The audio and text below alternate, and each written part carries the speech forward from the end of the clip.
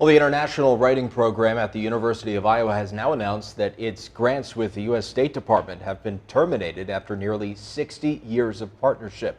KWWL's David Warrington spoke to the program director today, and he's joining us now live in the studio with more.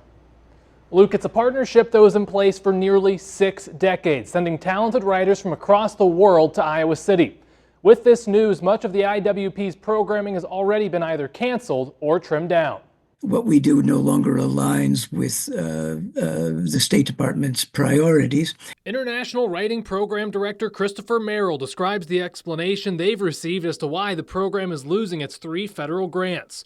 Merrill knew this would be a possibility once the Department of Government Efficiency, or DOGE, began their work. Our program officer was being compelled repeatedly to have to justify the IWP to her superiors.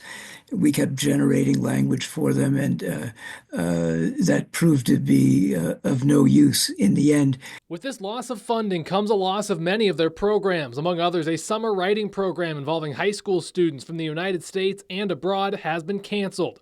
Their annual fall residency, which brings talented writers from around the globe to learn in Iowa City as well as contribute in literature courses, will be majorly scaled back. Merrill says the funding isn't the only thing they're losing.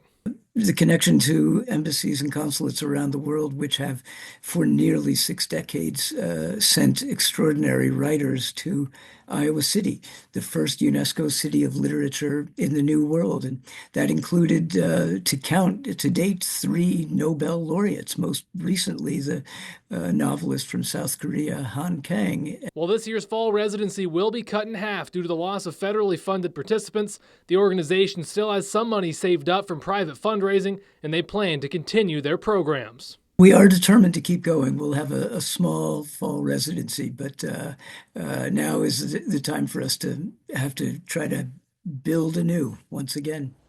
Merrill also described the program across the past several decades as an example of diplomacy, praising the spread of ideas between American writers and writers from around the world. Luke?